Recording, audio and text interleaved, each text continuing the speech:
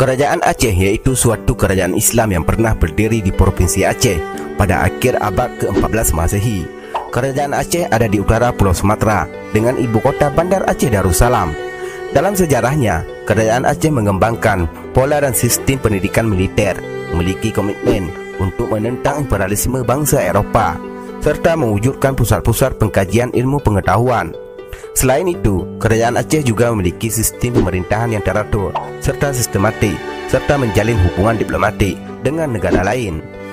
Sebelum lebih jauh, admin mengupas 12 peninggalan sejarah pada era Kerajaan Aceh Darussalam tempoh dulu. Mari tekan dulu tombol subscribe dan lonceng agar kamu bisa mendapatkan notifikasi video terbaru dari Bahasa News. Masjid Tua Indrapuri. Masjid Tua Indrapuri dulunya merupakan sebuah candi sekaligus benteng ketika Aceh dikuasai oleh Hindu. Pada tahun 1300 Masehi, agama Islam diperkirakan telah menyebar di Aceh dan penduduknya perlahan mengenal Islam. Maka candi berbentuk segi empat sama sisi ini berubah fungsi menjadi sebuah masjid. Perubahan ini juga terjadi pada masa Sultan Iskandar Muda dari tahun 1607 hingga 1637 Masehi. Dia masuk dalam silsilah Kerajaan Aceh. Pintu Kop.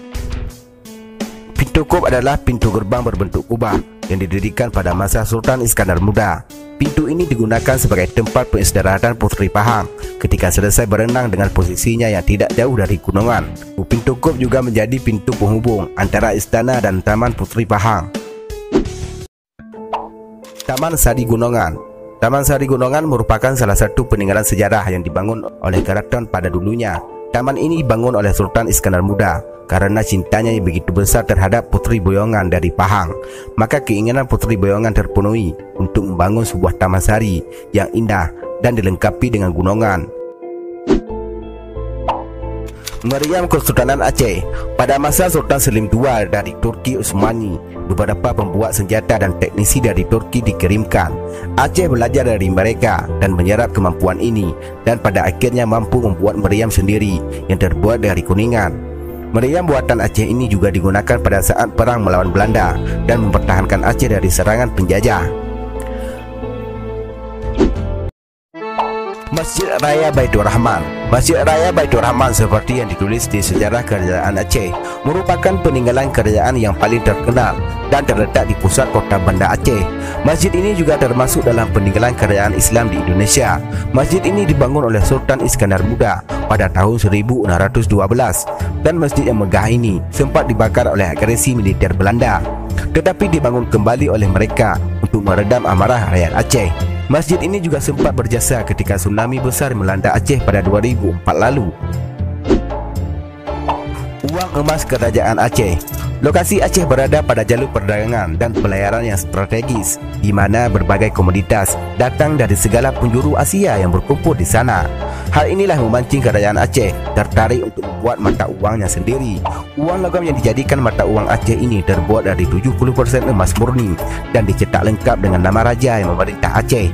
Koin ini menjadi harta karun yang sangat diburu oleh banyak orang dan menjadi salah satu peninggalan Kerajaan Aceh yang berjaya pada masa itu. Benteng Indrapatra. Ketika kerajaan Islam muncul setelah kerajaan Hindu di Aceh, Benteng Indrapatra digunakan sebagai tempat pertahanan melawan penjajah Portugis. Sultan Iskandar Muda memberikan tugas kepada Laksamana Malahayati yang merupakan laksamana perempuan pertama dunia untuk memimpin pasukan di wilayah benteng ini. Benteng ini dahulunya dibangun oleh Kerajaan Lamuri, sebuah kerajaan Hindu pertama di Aceh. Meskipun pada akhirnya Aceh dikuasai oleh kerajaan Islam, para sultan serta ratu yang memimpin Aceh tidak ada niat untuk menghancurkan jejak peninggalan nenek moyang mereka.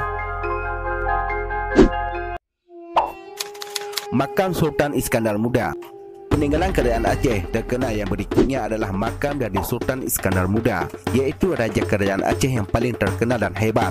Makam ini terletak di Kelurahan Peniti, Kecamatan Baitur Rahman, Kota Banda Aceh, dengan nuansa Islami yang sangat kental. Ukiran dan pahatan kaligrafi pada batu nisan beliau yang sangat indah menjadi salah satu bukti sejarah masuknya Islam ke tanah air Indonesia. Setempel Cap Sikureng. Setempel Cap Sikureng merupakan setempel kerajaan yang mulai dikenal pada masa pemerintahan Sultan Iskandar Muda. Setempel Kesultanan Aceh yang terbuat dari batu ini merupakan setempel kebanggaan Kesultanan Aceh. Cap ini diberikan nama Cap Sikureng karena setempel tersebut tertera 9 lingkaran yang diberi nama Sultan yang pernah berintah di kerajaan Aceh. Setempel dibuat berbeza dari generasi ke generasi pada setiap pergantian sultan dengan mode yang sama. Pedang Aman Nyerang. Pada dahulu, seorang warga bernama Aman Nyerang memiliki sebuah pedang yang sempat direbut oleh pasukan Belanda. Aman Nyerang memiliki untuk hidup mengembara di hutan selama 20 tahun. Namun pada tanggal 3 Oktober 1922, tempat persembunyiannya ditemukan dan ia pun disergap dan dibunuh. Letnan Jordan, tentara pasukan Belanda, membawa pedangnya ke Belanda. Lalu menjelang kematiannya, Letnan Jordan berpesan kepada putrinya untuk mengembalikan pedang ini ke Aceh dan disimpan di museum seperti Sejarah Museum Aceh pada tahun 2000. Kerkhof. Kerkhof merupakan makam militer Belanda yang digunakan untuk mengubur tentara Belanda yang tewas selama peperangan dengan kerajaan Aceh. Terdapat sekitar 2,200 prajurit termasuk Jenderal Kohler. Nama-nama mereka yang tewas tertera dengan jelas di pintu gerbang Kerkhof, dan komplek kuburan ini telah menjadi objek wisata menarik terutama bagi wisatawan Belanda. Karya sastra. Pada masa kerajaan Aceh, ada 3 karya sastra peninggalannya yang masih diabadikan, yaitu sebagai berikut. Pertama, Hikayat Melayu merupakan karya sastra yang bercerita tentang Panji dan Marhulan, pernikahan seorang Sultan Malaka Mansur Shah dengan puteri Cina dan Jawa, dan cerita serangan Portugis atau Peringgi ke Malaka pada tahun 1511 Masehi. Kedua, Hikayat Raja-Raja Pasai merupakan karya sastra peninggalan kerajaan Aceh yang bercerita mengenai asal mula Kesultanan Samudra Pasai. Ketiga, Hikayat Perang Sabi berisi seputar jihad yang ditulis oleh beberapa ulama yang mengajak menasihat dan menyuruhkan untuk berjihad demi menegakkan agama Allah dari para kaum kafir yang menyerang. Nah, itulah 12 peninggalan kerajaan Aceh yang masih dijaga hingga sekarang. Karena selain memiliki nilai sejarah yang besar, kerajaan Aceh juga merupakan salah satu simbol dan bukti masuknya agama Islam di Aceh. Jika ada kritik dan saran, komen di bawah ya.